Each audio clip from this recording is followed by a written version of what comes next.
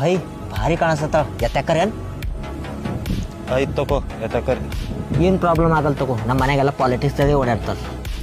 ಬೇಲಿನಾಗ B ಏನು problem ಆಗಲ್ಲ ತಗೋ, ನಮ್ದು ಅಣ್ಣೆ ಪೊಲೀಸನ. ನಡಿಗೆ ಎಷ್ಟು ಲೆಕ್ಕ ಹಾಕ್ತಿ?